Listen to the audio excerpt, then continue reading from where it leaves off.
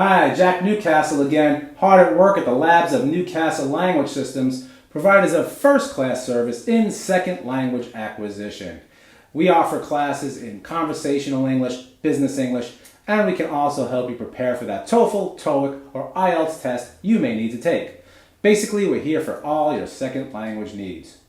And welcome to our lesson on the pronunciation of e and a in general American English. For students wishing to learn what we at Newcastle Language Systems call international English, a simplified accent we designed for learners working in an international market or for a multinational corporation, we'll have a series of videos on that accent posted soon. Again, this is for general American English. Before we begin this lesson, however, I need to say two things. First, if you haven't watched our introductory videos on the color coding and 5-zone front vowel systems, you really need to do that first. And you should also watch the Grape yellow e video, as it will make it easier to do the exercises in this video. Second, I've had some students who have had no problem producing the a sound of lavender, which is produced in what we call zone 5. But they could not produce the e sound of zone 4, yellow, correctly. In these cases, I've taught these lessons in reverse so that I have the students start with the a exercises, and once they know where their tongue is, right, where it is in the mouth, I have them move it up to produce the e sound. Therefore, if you believe you already know how to produce a, the sound that we hear in words like cat, back, and mad, then you too should start the exercise by thinking of where your tongue is when you produce that sound, and then lift the back of your tongue up to find the e sound of yellow, which we're going to look at right now. As I said in our Grape yellow video, e is a lax vowel, which means that when we produce it, there is no muscle tension in the jaw. If you place your fingers on the inside of your jaw, right, as always here and here, and say the vowel e, you should only feel a very slight movement of the muscles. I mean, it's just really, really slight. For comparison, say those tense vowels we learned, E and A, right? We've learned those already in our other lessons. And you will feel your muscles push your fingers away from your jaw. Remember that. And this doesn't happen with E of yellow or A of lavender, which is also another lax vowel. You should also remember that e is produced in zone 4, and you can see in our diagram that the back of the tongue is raised to its second lowest position and slightly pushed forward. Also, after working through our Grape yellow exercise, hopefully you remember where this position is, because as I said in our other videos, if we really want to add the sounds of a second language to our set of skills, we need to really concentrate on our articulators. Really focus on the tongue and the lips, the vocal cords, and all the muscles we use to speak, in the same way that musicians and athletes know everything about their fingers and their hands or their legs, right? So again, really concentrate on your muscles, and we'll try a few times. Ready? Look at the tongue in Harry's head here. It'll flash red, right? Our little friend Harry here. Ready? We're going to say eh. Here we go. Eh, eh, eh. Again, very, very little tension here, right? Eh, eh. The jaw just hangs open loosely, and we produce the sound from zone 4. Eh, eh. If you don't have it, please review the Grape yellow video and accompanying exercise and work through them again. But if you do have it, we'll try a few words. Ready? You'll see them on the screen. Here we go. And don't forget to look at Harry with his tongue flashing red there, right? Ready? Here we go. Get, get, get, get. And how about fed, fed, fed. And now sent, sent, sent, sent. Are those muscles relaxed? They need to be. Again, you will feel a little tension as you produce a. I can't repeat this often enough. But if you say E and A, right, go back to E and A, you feel that tension. E, not so much tension, right? Anytime you're confused, go back to E and A, and then feel the tension. And then when you do the E, you will realize, oh, not so much tension. All right, so let's try the words again. Let's have them up on the screen. Follow Harry with his tongue there. Get. Here we go. Get, get, get. And fed, fed, fed, fed. And how about sent? Sent, sent, sent. Do you think you have it? You can practice more words in our exercise video. But right now, let's take a look at the sound that we hear in the first syllable of lavender, which is the color we're going to associate with that sound. The sound is produced with the back of the tongue at its lowest position for a front vowel. That's important, which, as I said, is zone 5. And here, I cannot stress enough that for the tongue is almost flat, and then you only have to push the back of it slightly forward to produce this sound. Unfortunately, I have found that many learners will produce the sound with the tongue far too high in the mouth. So instead of saying lavender, they say lavender, which makes them kind of sound like an annoying neighbor in a situation comedy. Hey Jack, I finally mastered my accent. Yeah, kind of like that.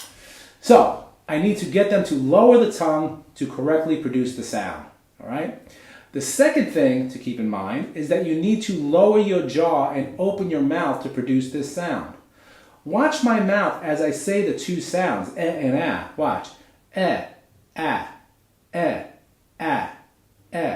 ah. See how much lower my jaw is for the second sound? Ah. Here I want you to do the same thing. Place your fingers at the edge of your jaw where it forms the chin, right at your chin, and we'll say again. Ready? There isn't much movement there, right? But now drop your tongue down and back for and then open your jaw even more to produce it. Ready? We'll do the two sounds.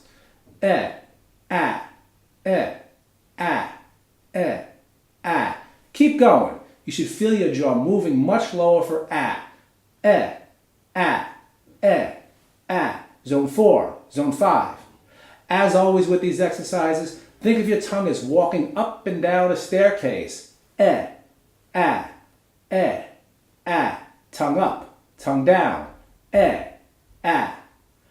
And again, if you believe you already know where the sound is produced but cannot find the sound, you can do this exercise backwards. So we can say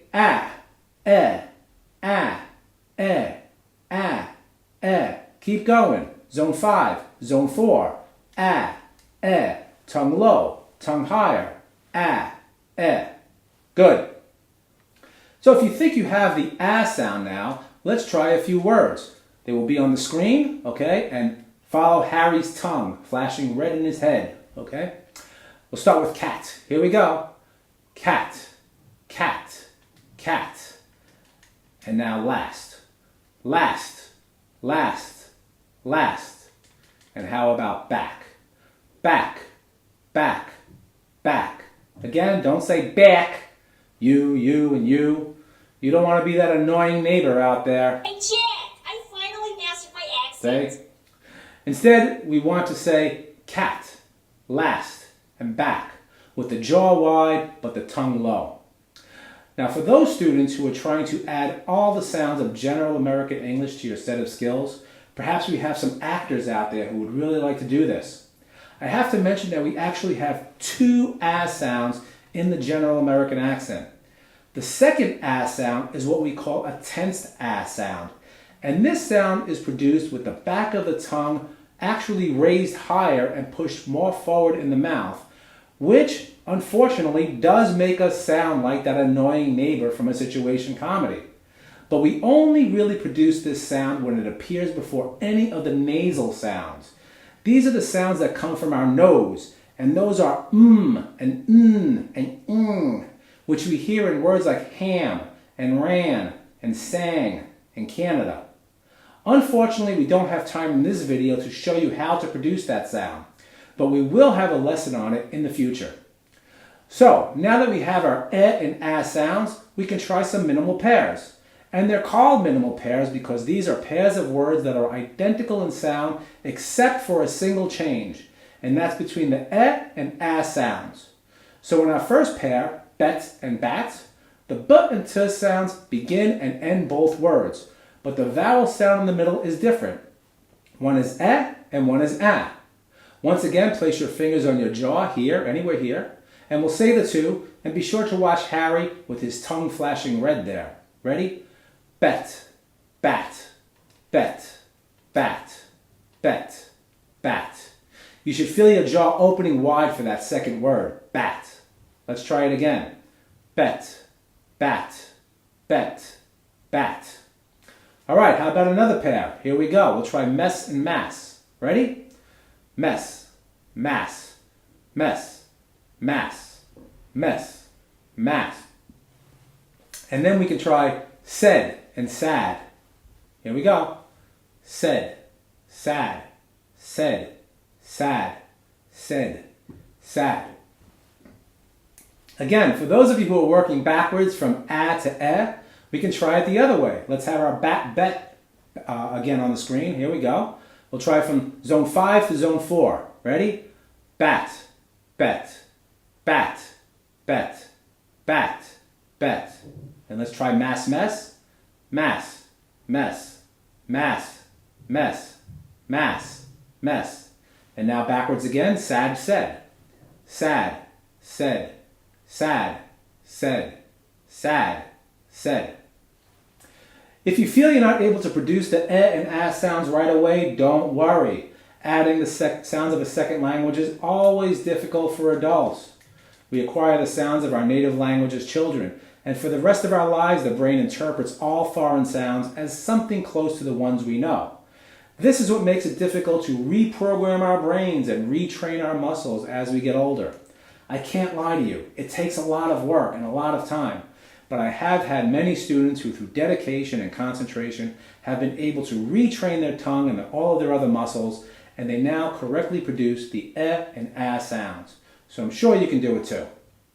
Also, I must stress that even if you believe you already know how to produce one sound or the other, be sure to work through all the exercises with your hands on your jaw while thinking about the position of your tongue.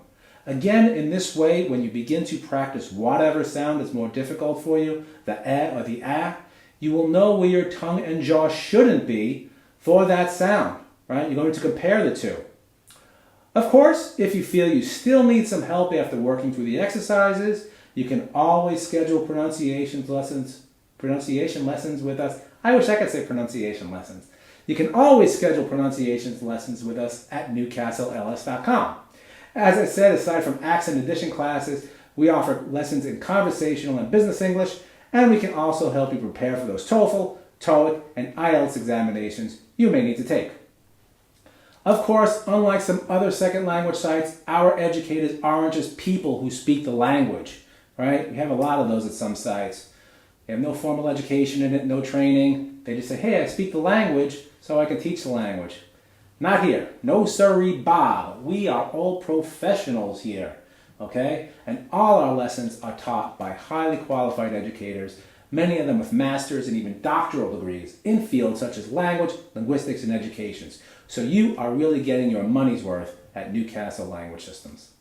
Lessons can be one-on-one if you like, but we can also provide group lessons. So if you have some friends or colleagues who would like to join you, we can accommodate up to, how many? That's right, 3 students per session, all for the price of 1 student. That's 3, 4, 1.